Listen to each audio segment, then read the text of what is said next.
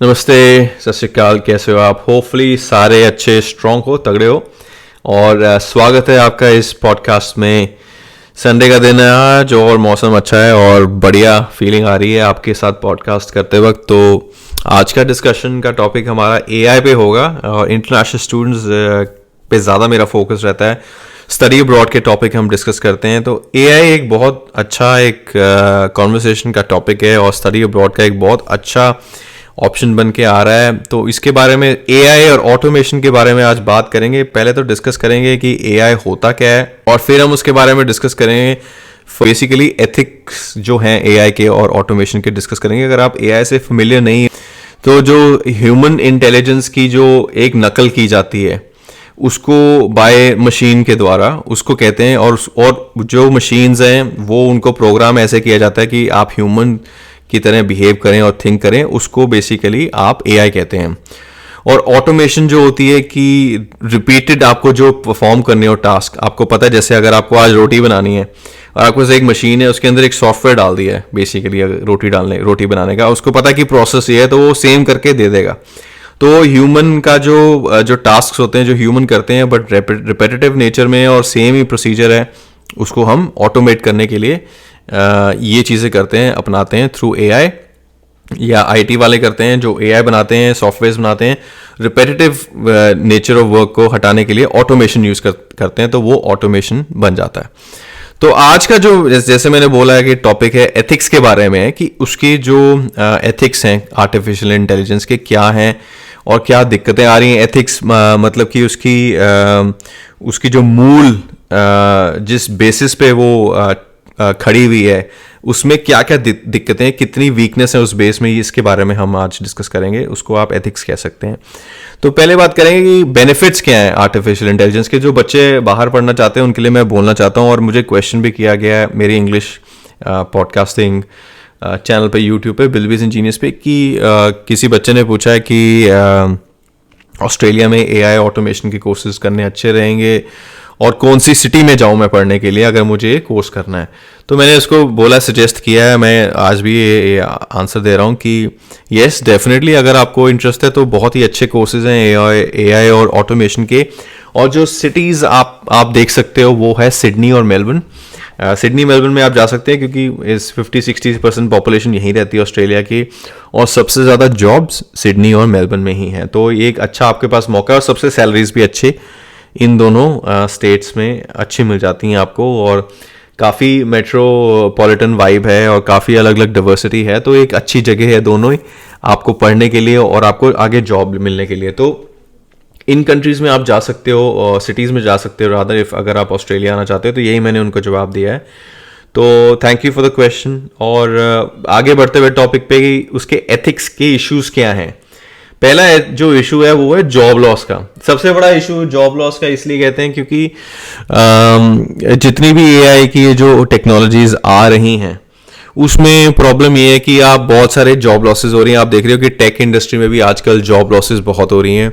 America में बहुत दिक्कत आ रही है, काफ़ी सारी जॉब लॉसेस हो रही हैं। काफ़ी हमारे हिंदुस्तानी बहन भाई काफ़ियों का जॉब लॉस हो गया I think in the last year, और कुछ महीने से ही 80,000 लोग को निकाल दिया गया उनके जॉब से।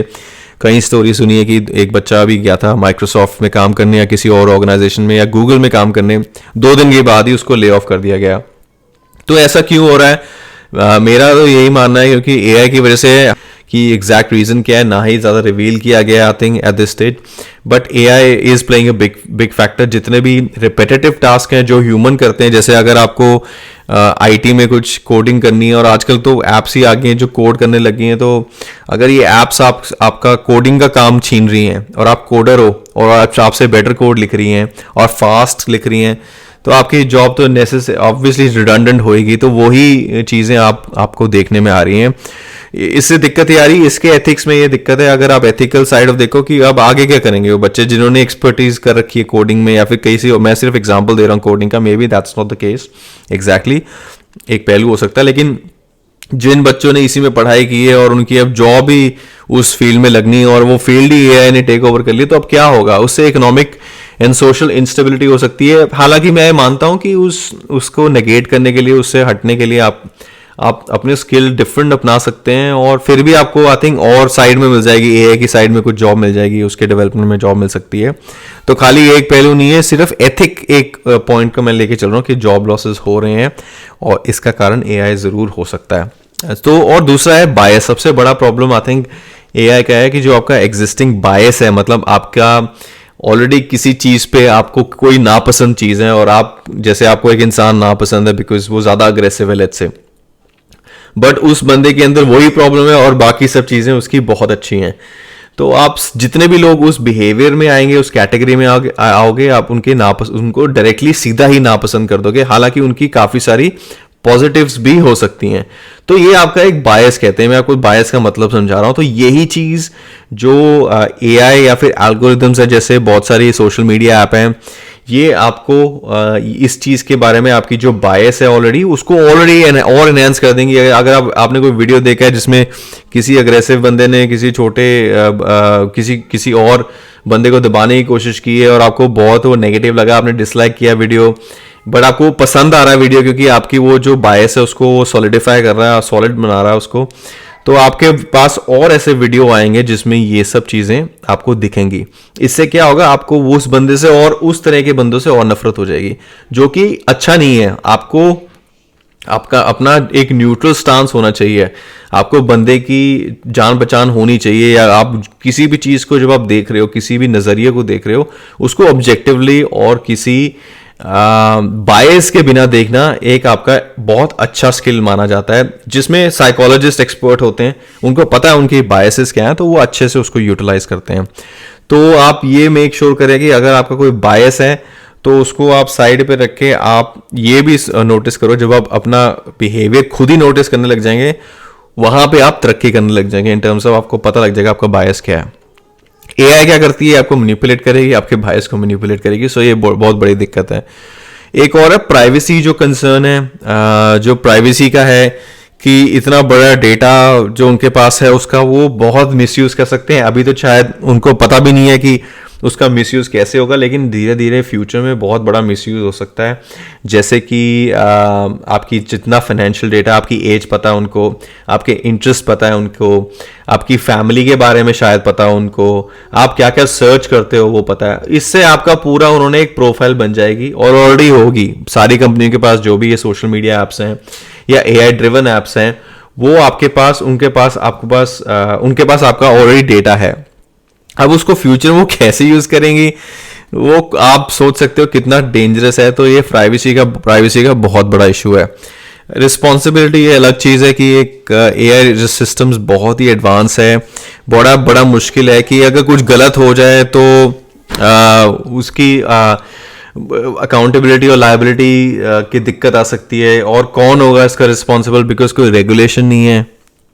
तो ये एक रिस्पॉन्सिबिलिटी का भी है कि रिस्पॉन्सिबिलिटी किसी भी नहीं है। कोई भी आप अब सोशल मीडिया ऐड आपकी जैसे टिकटॉक को हिट हो जाए, उस पर नेगेटिव कमेंट्री आ रही है लेट्स से किसी कंट्री के बारे में, तो उस पर अगर आप नेगेटिव कमेंट्री आती रहेगी तो आप देखोगे कि यार इस कंट्री है तो कंट्री बेकार है। जिस कंट्री के बारे में उसके देश वाले गलत कह रहे हैं तो आप अगर, और वो एक फैक्ट नहीं है, उसके वीडियोस आप देख रहे हो और कॉन्स्टेंटली वही वीडियोस देख रहे हो, तो वो आप पॉजिटिव वीडियोस आएंगे नहीं आपके पास। तो वो आपका एक, और वो रिस्पॉन्सिबिलिटी किसकी है, वो बार बार गलत वीडियो दिखाने की, वो है सोशल मीडिया ऐप की, लेकिन वो लेंगे नहीं। तो रिस्पॉन्सिबिलिटी आपकी भी है, आप वो गलत वीडियो देख रहे हो, बट वही है ना, आपको एक डिसाइड करना पड़ेगा वो लाइन क्या ड्रॉ, वो लाइन ड्रॉ नहीं हुई अभी। तो जैसे मैंने बोला रेगुलेशन एक ऑप्शन है इसके बारे में। अगर मैं सिर्फ ये दिक्कत इशू डिस्कस करें या इश्यूज हैं उसको डिस्कस करें, खाली वो ठीक नहीं है, उसके आंसर्स, उसके जो सॉल्यूशंस है वो भी डिस्कस करना इंपॉर्टेंट है। तो रेगुलेशन है, जो बच्चे अब जैसे आ रहे हैं एआई में या इंटरनेशनल स्टडीज़ में, बाहर फॉरेन कंट्री में पढ़ना चाहते हैं, आगे जब रेगुलेशन होगा तो आपको एआई के बारे में पता होना चाहिए उसको रेगुलेट करने के लिए। तो आप ऐसे अपने आप को तैयार करें कि आप कंप्लायंस सेंट्रिक भी एआई को डिफीट करने के भी तरीके, या उसको नॉट डिफीट करने के लिए, उसको रेगुलेट करने के, उसको कंप्लायंट बनाने के तरीके आप सोचें। इसमें आप अपना ध्यान दे सकते हैं। इसके centric courses, compliance centric courses with AI, ये भी बहुत आगे ऑडिट्स में यूज हो सकते हैं। तो रेगुलेशन, गवर्नमेंट रेगुलेशन आएगी, जरूर आएगी। कोई बहुत बड़ा कांड होगा तब डेफिनेटली आएगी, और ऑलरेडी हो रहे हैं ये काम, हो रहे हैं। अब जब इसका स्पेशली इम्पैक्ट किसी यूरोपियन कंट्री पे आएगा ज़्यादा, तब ज़्यादा उस पर ध्यान दिया जाएगा, बट रेगुलेशन आनी ज़रूरी है इसमें।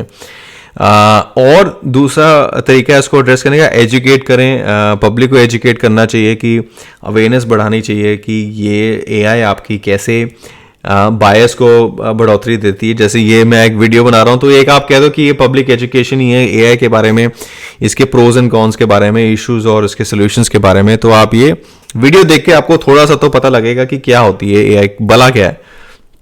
डाइवर्सिटी है कि जितने भी डाइवर्स पर्सपेक्टिव लिए जाए, अगर कोई किसी आप कंपनी में काम करे जो एआई ड्रिवन एप्स बनाती है, उसमें अगर 10 कंट्री के 10 अलग अलग लोग हैं या 20 कंट्री से अलग अलग लोग लेके आए हैं, तो उनके आइडियाज के थ्रू वो एप्स बनेगी। सो तो डाइवर्सिटी उसमें दिखेगी।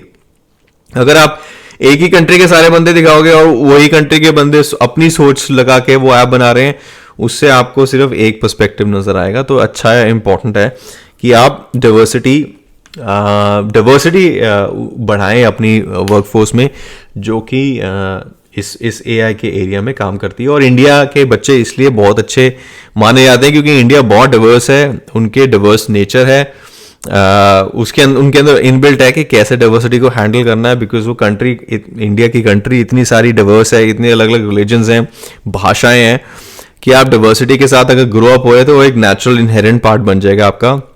और किसी भी फॉरेन कंट्री में जाओगे, वहाँ पे आप अच्छे से एडजस्ट कर सकते हो। तभी इंडियंस तरक्की करते हैं, क्योंकि अच्छे एडजस्ट कर लेते हैं और उनको कोई दिक्कत नहीं आती, और आप उनका रिजल्ट उनके काम में ज़रूर देखते हो। और ट्रांसपेरेंसी, अच्छा है कि ट्रांसपेरेंसी देनी चाहिए कंपनीज को, थोड़ा पॉजिटिवली लें कि ज़्यादा आपको अपना सीक्रेट ना बता के, लेकिन थोड़ा ट्रांसपेरेंट अपना प्रोसेस को ट्रांसपेरेंट रखें, ताकि लोगों को भी जब यूज़ करें ऐप तो कॉन्फिडेंस, मतलब आराम से यूज़ कर सके, जितना मर्जी यूज़ कर सके, वैसा कॉन्फिडेंस आना ज़रूरी है। फिलहाल बिकॉज ऑफ इग्नोरेंस लोग यूज़ कर रहे हैं ऐप, लेकिन एजुकेशन और ट्रांसपेरेंसी इंपॉर्टेंट है। तो एंड में यही कहूँगा कि थैंक यू है आपको कि आपने ये वीडियो यहाँ तक देखा। अगर यहाँ तक बने हुए प्लीज़ आप मेक श्योर करें, सब्सक्राइब करें, लाइक करें वीडियो, बेल आइकॉन दबाएं। अगर आपको ये वीडियो अच्छा लगा, शेयर करें अपने दोस्तों के साथ। जो कोई बच्चा पढ़ने बाहर जा रहा है एआई का, तो मेरे लिए तो बहुत बड़ी है कि ये नंबर 1, टॉप 2, टॉप 3 में है ये फील्ड, की इस फील्ड में आप ज़रूर जा सकते हैं। So thank you very much for listening. मिलते हैं आपसे अगले पॉडकास्ट में जल्दी। Thank you, bye bye.